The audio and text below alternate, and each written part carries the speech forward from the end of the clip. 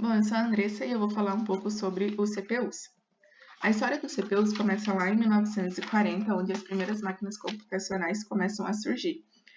A gente tem que lembrar que o cenário dessa época era de Segunda Guerra Mundial, onde o resultado ainda era meio incerto lá para 1943. Sendo assim, o exército estava tentando explorar qualquer tipo de vantagem tecnológica sobre o seu inimigo. Assim criou-se então o Projeto Manhattan, onde o governo dos Estados Unidos contratou engenheiros da Universidade da Pensilvânia com o intuito de criar um computador eletrônico capaz de calcular jardas de alcance de artilharia. Surgiu então o ENIAC, o qual era tão gigantesco que as pessoas podiam ficar dentro da CPU e programar a máquina refazendo as conexões entre as unidades funcionais. Ele era composto de válvulas a vácuo e precisava ser modificado fisicamente cada vez que uma tarefa fosse executada. Sendo assim, esse tipo de maquinário ainda não tinha um processo de memória. Em 1950, surgem os primeiros transistores. Em 1953, conforme a computação foi ficando cada vez mais conhecida, a gente pôde observar qual era o seu ponto fraco, que eram as válvulas a vácuo, as quais apresentavam um problema mecânico, que eram muito delicadas e quebravam rotineiramente, além de serem muito volumosas. Pensando nisso, então, em 1953, um estudante da Universidade de Manchester mostrou os primeiros transistores, os quais podiam substituir essas válvulas e eram menores, diminuindo assim as máquinas. Sendo assim, então, cada vez que a gente evoluía, menor as nossas máquinas começavam a ficar. Porém, esses transistores eles eram compostos por germânio, o que dificultava o trabalho visto que eles precisavam ser mantidos em uma determinada faixa de temperatura. Sendo assim, os cientistas da Bell Laboratorio começaram a fazer experimentos com outras substâncias, como o silício. Em 1960, surgem os primeiros circuitos integrados. Mais especificamente, em 1958, Jack Kilby demonstra que o mesmo pedaço de material semicondutor era possível criar diferentes tipos de componentes eletrônicos, originando então o primeiro circuito integrado. O primeiro protótipo ele foi criado em cima de uma tira de germânio. No próximo ano, Robert Noyce deu continuidade a essa invenção, criando um circuito integrado monolítico, o microchip, aonde foi formulado usando agora silício. Esse chip se tornou uma revolução, mudando os setores e reduzindo o tamanho das máquinas. Em 1970, estávamos em busca da miniaturização, e a Intel lança então o primeiro Intel 4004. Lembrando que a Intel, nessa época, ela estava sob o comando de Robert Noyce, o qual iniciou uma revolução dos microprocessadores e foi o primeiro a ser oferecido comercialmente. Então, a gente começou a ter computadores pessoais e de baixo custo. Ele continha todos os componentes essenciais dentro de um único chip de silício. Em 1980, começa a popularização dos computadores e empresas como a Intel e a AMD começaram a crescer cada vez mais. Em 1980, a Intel ainda estava sob o comando do Robert e lança então o Intel 8080, o qual foi lançado com a arquitetura x86, que ainda é usada atualmente, e com um microprocessador de 8 bits. Então, cada vez mais nossos CPUs ficam mais poderosas e acessíveis. Em 1990, surge a arquitetura RISC, a qual é caracterizada por um conjunto reduzido de instruções com execução mais rápida e menor consumo de energia. Com isso, os processadores começaram a integrar múltiplos núcleos, executando múltiplas tarefas simultaneamente.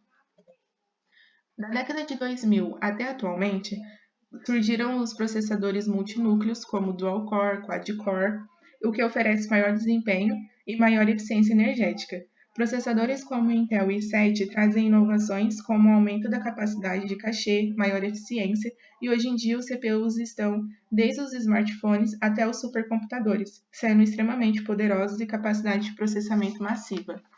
Os principais fabricantes atualmente é a Intel, é a maior e mais conhecida no mundo. A sua linha inclui a série Core, que é o i3, o i7, i5, i7 e atualmente até o i9. Ela é a principal fornecedora de processadores para computadores pessoais, laptops e servidores. A AMD é a principal concorrente da Intel e desenvolve processadores Ryzen. Ela se destaca especialmente com a sua arquitetura Zen, que oferece um bom equilíbrio entre desempenho e custo. A Apple, ela não é um fabricante tradicional de CPU, porém desenvolveu sua própria linha de processadores baseados na arquitetura ARM, os quais são usados em dispositivos como MacBook e iPads com excelente desempenho e eficiência energética. A Qualcomm ela é a maior fabricante de processadores para dispositivos móveis, especialmente no mercado dos smartphones com a linha Snapdragon, porém oferece chips também para tablets e outros dispositivos. Falando agora um pouco de processo de fabricação, o processo de fabricação dos CPUs começam lá no projeto e arquitetura, onde eu vou começar a fazer um conjunto de instruções, designer de núcleo e outras funcionalidades, aonde é feito utilizando ferramentas CAD e de simulações para otimizar o desempenho e reduzir a energia. Após isso, vem a criação de circuitos lógicos, os quais irão processar informações digitais, interpretando processamento e respondendo a informações, baseiam seu funcionamento na lógica binária. Com isso, eu tenho a produção de silício, onde eu vou ter a extração, purificação, corte e revestimento do meu silício, o qual deve ter pureza muito alta para ser usado na fabricação dos CPUs. Produção de wafer de silício, a partir da purificação do meu silício, eu tenho o corte desses wafers, que são cortados de grandes cilindros de silícios, que são fabricados e polidos para garantir uma superfície plana e uniforme. Na fotolitografia, eu vou transferir o designer do meu CPU para o wafer de silício. Durante esse processo, o wafer é coberto por uma camada de material fotossensível para ser exposto a uma luz ultravioleta que cria um padrão de material fotossensível, permitindo a definição dos meus circuitos extremamente pequenos. O próximo passo é depositar as camadas de material condutores e isolantes sobre o meu wafer através de um processo com deposição química e vapor, onde diferentes materiais formam camadas de transitores e fios de interconexão. A partir disso, eu tenho a introdução intencional dessas impurezas através da dopagem, a fim de moldar a propriedade elétrica, permitindo o controle da condutividade. E, por fim, eu tenho corte, separação, encapsulamento e os testes. Então, estes CPUs eles são cortados do wafer em pequenas unidades, embalados para sua proteção e permitir a conexão com a placa-mãe. E outros dispositivos envolvem colocar o chip em um invólucro e criação de pinos de contato elétricos para conectá-los ao sistema. São feitos testes para observar funcionalidade e qualidade. Os principais componentes de uma CPU começa pela unidade de controle, que gerencia o processamento de instruções e fluxo de dados. Unidade lógica e aritmética realiza operações aritméticas e de lógica. Registradores registra as informações de controle e os resultados intermediários de uma determinada ação. Unidade de memória gerencia o fluxo de memória e o fluxo de dados. Os barramentos são responsáveis pela transferência desses meus dados.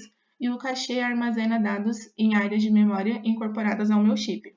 Por fim, o relógio ele mostra a localização do próximo conjunto de instruções a ser executado. Quando eu falo de funcionamento de uma CPU perante um computador pessoal, eu falo muito sobre sistema de busca, decodificação e execução, que são processos em que a CPU segue para executar instruções consistentes de procurar o comando na minha memória, decodificar esse comando e interpretar a instrução e determinar quais ações vão ser tomadas para realizar tal ação. Os núcleos de processamento, eles são uma unidade de execução dentro da minha CPU. Cada núcleo é capaz de executar instruções de forma independente, permitindo com que o processador execute múltiplas tarefas simultaneamente. Ele é uma unidade física, então, que executa minhas instruções programadas. Por fim, a instalação de uma CPU. Como que ela funciona? Primeiro, eu preciso puxar a alavanca para liberar a trava.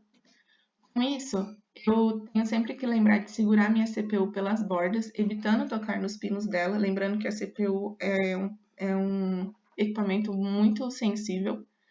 Eu preciso verificar a posição correta da minha CPU, com o local onde eu vou encaixar ela, alinhar essa CPU com os pinos do meu soquete e colocar ela suavemente na posição correta. Então, nunca apertar a minha CPU para não gerar danos. Abaixo a minha alavanca e fecho o mecanismo de trava para prender a minha CPU no local e garantir que ela está bem fixada. Por fim, eu vou aplicar uma pasta térmica em pequena quantidade para ser um termocondutor e instalar o meu cooler sobre o CPU alinhando sempre com o suporte da placa-mãe. Bem, essa foi a minha apresentação sobre os CPUs, e agora a Rafaela vai continuar com a parte dela de memória.